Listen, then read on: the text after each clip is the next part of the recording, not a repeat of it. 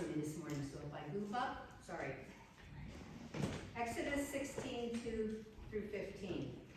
The congregation of Israelites complained against Moses and Aaron in the wilderness. The Israelites said to them, "If only we had died by the hand of the Lord in the land of Egypt. We sat by the flesh pots and ate our fill of bread, for you have brought us out of the wilderness to kill the whole assembly with hunger." Then the Lord said to Moses, "I'm going to rain bread from the heaven for you. Each day the people will go out and gather enough for the day. In that way I will test them whether they will follow my instructions or not." On the sixth day, when they prepared what they were to bring in, it will be twice as much to gather on those days. So Moses and Aaron said to the Israelites, "In the evening you shall know that the Lord who brought you out of the land of Egypt, and in the morning you shall see glory of the Lord, because he has heard you complaining against the Lord, for what we are that you complain against."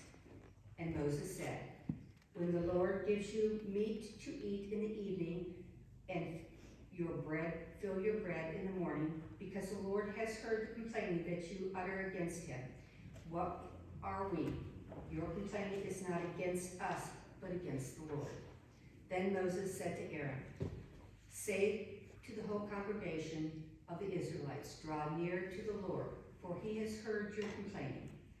And Aaron spoke to the whole congregation of Israelites. They looked towards the wilderness, and the glory of God appeared in the cloud. The Lord spoke to Moses and said, "I have heard the complaining of the Israelites. Say to them, 'At twilight you shall eat meat, and in the morning you shall have your fill of bread, and then you will know that I am the Lord your God.'" In the evenings quails came and covered the camp, and in the morning there was a layer of dew around the camp.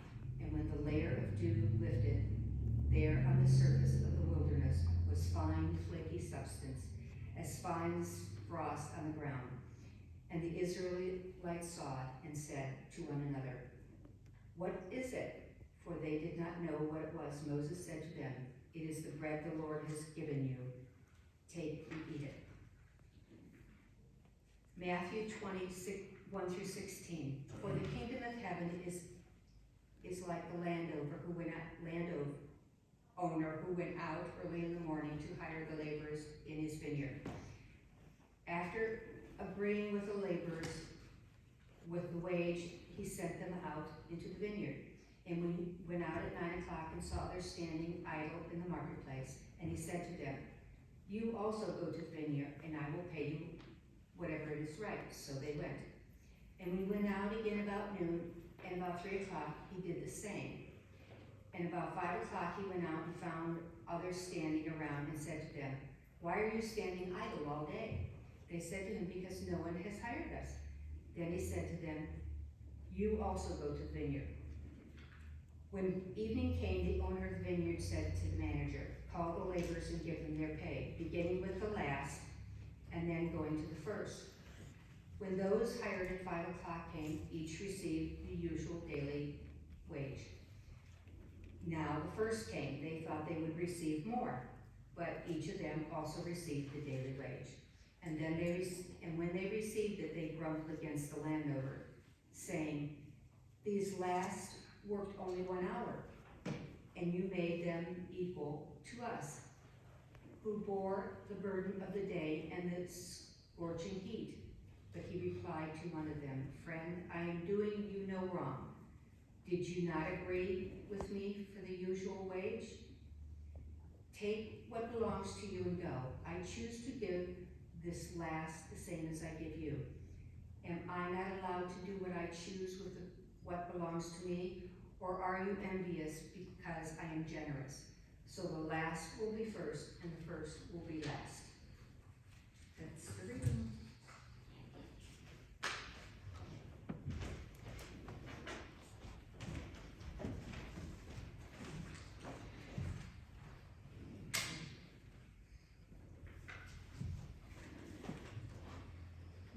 Thank you, Sue. church. Now, have any of you ever complained about church? I'll be honest, I have a tendency to be a complainer. Last week, when I wasn't here and we went to a different church, I tried my hardest to pay attention to the service. And no matter what I did, I couldn't figure out exactly what he was talking about. It was like one of those sermons where he touched all the different parts of the Bible and then never really came back to the point. Now, I'm sure that under Jamie's leadership last week, none of you experienced anything of the sort.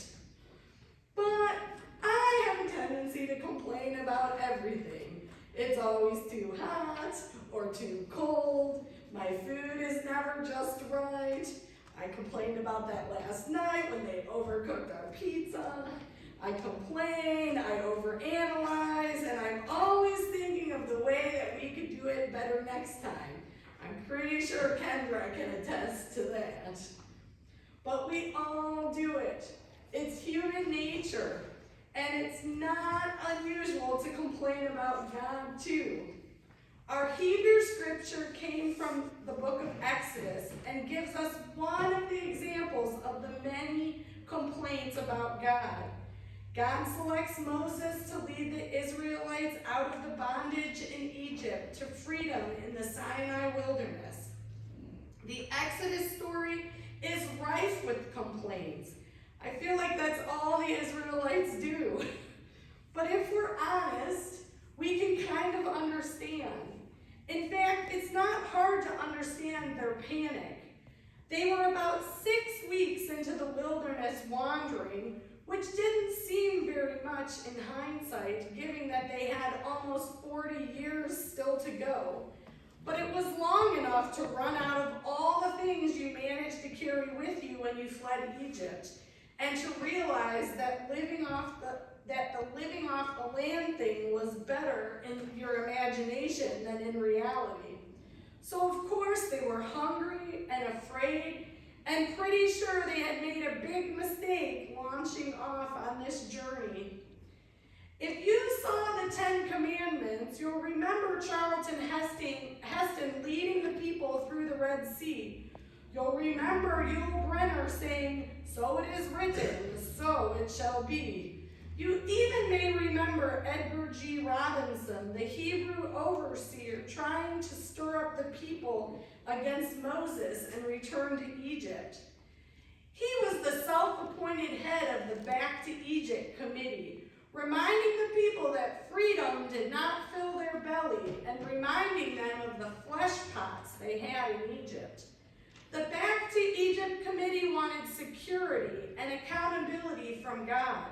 It was better in their mind to be oppressed but secure. This can be very human. In the days of the Cold War, there were those who came to the United States from behind the Iron Curtain. Most found the United States to be a land of opportunity, but some found that the uncertainties of freedom were unsettling.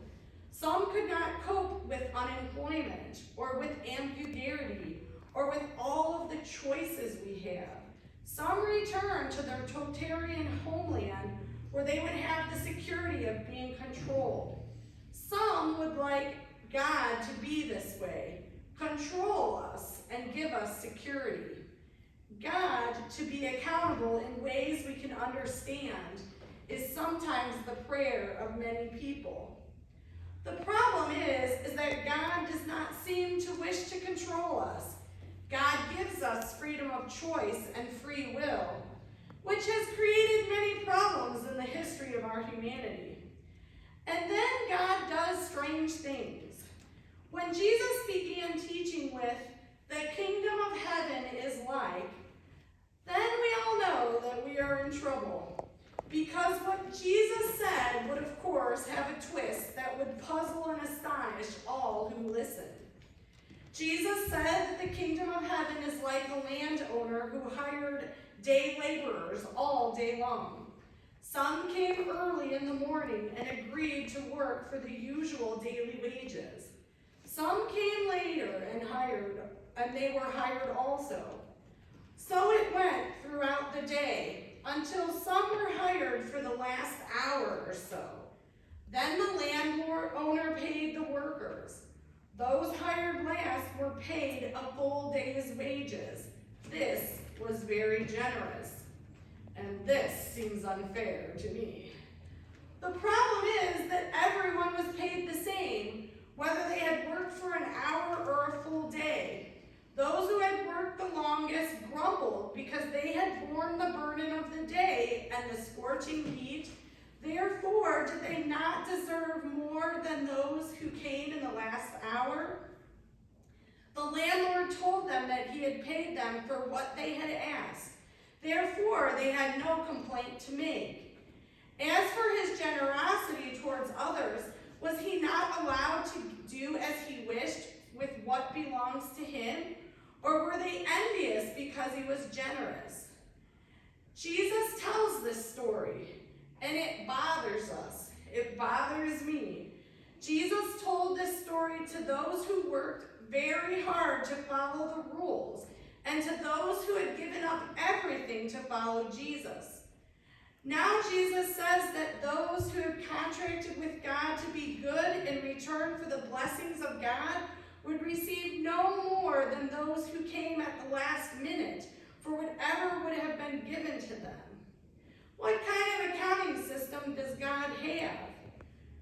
We are quick to translate this parable out of the economic world in which it is set and to make it a spiritual exchange that is somehow more palatable for us. This is about, we say, accepting new people, realizing that when anyone joins the fellowship of believers, they become inheritors to the whole promise. Even though there are those of us who have labored long and hard for our reward, these new folks get the entire blessing, even though they haven't put in their pew time or church service time. And like the all-day workers in the story, we sometimes resent that generosity. We have borne the burden of the day. We have worked in the hot sun. We have endured long sermons and tedious lessons and have labored hard to walk the straight and narrow path. We should get a bigger reward, shouldn't we? Pretty good at this whining thing, I have to say. But let's not assume that Jesus wasn't trying to change our whole monetary system at the same time. Maybe he was asking us to consider what our economics are based on and how we go about determining the worth of the employees and the managers both. Maybe he was really trying to turn our assumptions about a good life, or about how the world ought to work upside down. Now this is a little risky to talk about, to be sure, because we don't like change. We'd rather just adjust the way things are and continue to complain, of course, than work toward a change that might make things better for everyone, ourselves included. What if we shaped our world and the way we live in it according to grace and generosity? How might that change what we do and how we do it? What might that world look like? Is it even possible? It requires a different way of measuring, of not comparing, of setting aside jealousies and envy. How do we labor in the Lord's vineyard without feeling like we are owed something, but simply enjoying the service and the connections that it brings? The landowner had paid all a day's wages, had paid all enough to support self and family, and had paid for the needs of all who came. When the Israelites complained about being far from Egypt, God responded and with something unknown. What the Israelites called a word that would sort of translate into something like whatchamacallit. The word in Hebrew is manna. Manna is a natural secretion of some plants. It is something that could not be stored for the future. One had to trust God every new day for new manna. So also we have to trust God for healing and love and salvation every new day. We cannot store it up for ourselves because it becomes stale and rotten.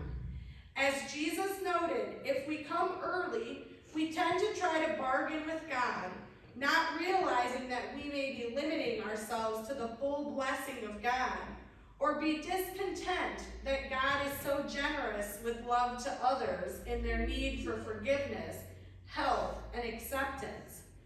God provides, but it is also clear that God provides for our needs in unusual and sometimes confusing ways.